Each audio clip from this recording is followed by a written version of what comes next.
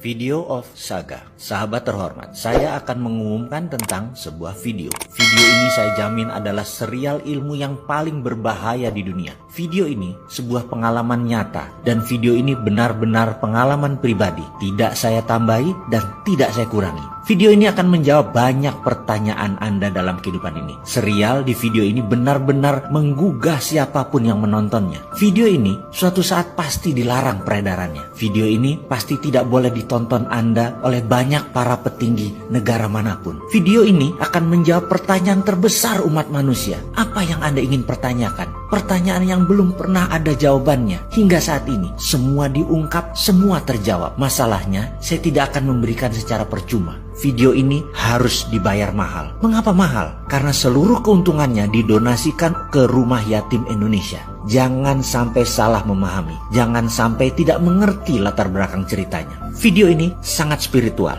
Video ini tentang kemakmuran yang spiritual dan universal. Serial dalam video ini akan merubah keyakinan banyak umat manusia. Video yang akan menggugah seorang yang sangat fanatik sekalipun terhadap kepercayaannya akan dibawa ke level yang lebih tinggi lagi. Saya menantang siapapun sahabat. Anda tidak akan berani menyelesaikan menonton serial ini karena akan membuat Anda berjumpa dengan Anda yang baru. Anda akan bertemu dengan Anda yang bukan yang Anda kenal selama ini. Anda akan menemukan Anda yang sebenarnya. Sesungguhnya banyak yang tidak siap ketika menemukan siapa dirinya sebenarnya. Video ini sebuah pembuktian. Video ini dibuat terbatas hanya untuk kalangan terbatas. Video yang ketika Anda menyelesaikan menontonnya, Anda akan melihat dunia dari sudut pandang yang lain. Sekali lagi, serial video selama 6 jam ini sangat berbahaya hanya untuk mereka yang berani. Video ini bukan untuk mereka yang penakut. Sekali lagi, serial video ini didedikasikan untuk mereka yang berani. Berani melihat kenyataan, berani melihat kebenaran, dan berani bertindak mewujudkannya. Sebuah serial video yang menantang semua kebenaran. Video yang menuntut pikiran terbuka dan hati lapang. Sesak dada Anda kalau tidak siap menontonnya. Bisa galau Anda jika tidak menyelesaikannya dengan tuntas. Dan Anda tidak siap kalau hanya sendirian menonton video ini. Video ini sangat menggugah siapapun yang menontonnya. Sekali lagi, video ini hanya untuk mereka yang berani. Seberapa berani Anda? Video yang akan menguji iman Anda, menguji kebenaran Anda tertinggi. Dan kini juga hadir untuk Anda dalam bentuk video narasi. Ada 38 video sadar kaya advance menggunakan teknik subliminal pemrograman yang dibuat dengan sangat teliti dan sangat detail. Plus bonus 50 video geostrategi. Untuk Anda sahabat semua, selamat menyaksikan. Ketika libranya Mark Zuckerberg ditolak oleh nation interest atau negara yang menjalankan nasionalisme, inilah awal globalis cabal panas hatinya. Negara seperti Amerika di bawah Trump, Rusia di bawah Putin, Tiongkok di bawah Xi Jinping. Mereka menjalankan negara mereka dengan nasionalisme yang kuat. Nation interest negara mereka di atas segalanya. Tindakan globalis cabal yang anti-yuan, anti-dolar, anti-rubel menjadi ancaman nasionalisme negara masing-masing. Bahkan ketika Elon Musk akan menggunakan Bitcoin sebagai currency di Tesla, nation interest atau strategi patriotisme yang dibawa Trump, yang dipakai Biden sekarang, Elon Musk ditekan. Hal ini membuat Elon Musk dipaksa menjual stok token Bitcoinnya. Tetapi bener deh, yang nyebelin, untungnya gede banget dia. Hampir $1 billion keuntungannya, kurang dari 3 bulan. Lalu yang bonyok, ya kita-kita yang ikut arus doang. Kembali ke globalis. Mulailah serangan globalis cabal disusun dan dijalankan. Man-made disaster dijalankan.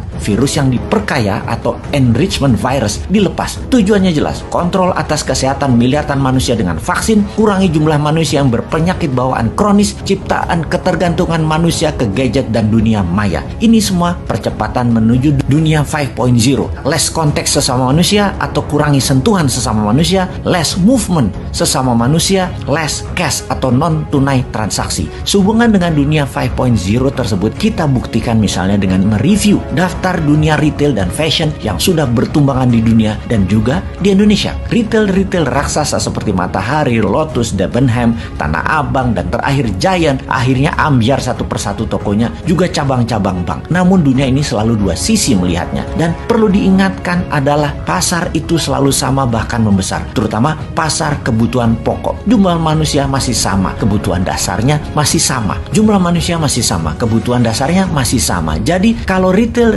raksasa bertumbangan, maka pasarnya pivot atau bergeser. Bergeser kemana? Bergeser ke online. Dan yang punya online adalah globalis. Jadi wajar yang besar bertumbangan. Terjadi pergeseran dari kasta Brahmana yang selama ini mereka berkuasa mungkin sekitar 50 tahunan terakhir. Sekarang angin berbalik. Pemain-pemain kecil berbasis online adalah senjata globalis memakai pasukan lebah yang penuh agresivitas menyerang retail besar. Terlihat menguntungkan kaum sudra yang kasta terbawah. Namun mereka kaum sudra ini akan bergantung pada online selamanya. Inilah yang dimaui globalis cabal. Kita ulangi sekali lagi. Tujuan globalis cabal jelas, kontrol atas kesehatan miliaran manusia dengan vaksin, terbitkan terus virus dengan mutasi bertahap, kurangi jumlah manusia yang berpenyakit bawaan kronis, ciptakan ketergantungan manusia ke gadget dan dunia maya. Disinilah sesungguhnya nasionalisme sebuah pemerintahan ditantang. Inilah perang dunia yang ketiga yang telah terjadi. Bukan perang fisik militer, tetapi perang biologi. Lamanya sama seperti perang dunia pertama dan perang dunia kedua. Tidak lebih 5 tahun, namun semuanya menjadikan game changing, merubah perjalanan dunia dan kehidupan umat manusia. Diperkirakan efek langsung COVID akan berimbas sampai tahun 2023. Setelah itu masa recover dan setelah itu dunia baru diawali di tahun 2030-an. Sampai saat ini yang disayangkan pemerintah yang menjabat sekarang belum sadar juga bahwa kita harus on-kan mood perang sejak tahun 2020. Bahkan kalau Bosman ya, sejak tahun 2017 sudah war mode on. Sekali lagi kita ingatkan, sejak 2017 harusnya. Tetapi ya beginilah kalau tidak paham nation interest, nation threat, pelajaran dasar bernegara di banyak pejabatnya, ngertinya hanya berpolitik dalam negeri, bagaimana ambil jabatan. Rasanya kalau dipikir-pikir dalam 4 tahun ini sudah diperlihatkan cara bernegara yang berbasis hutang, berbasis impor, dan sumber luar negeri. Tindakan ini semua hanya untuk asal hidup saja dalam tanda petik. Sungguh, bisa gagal total kalau mengandalkan hutang dari luar, vaksin dari luar, investasi dari luar. Kok sulit banget sih?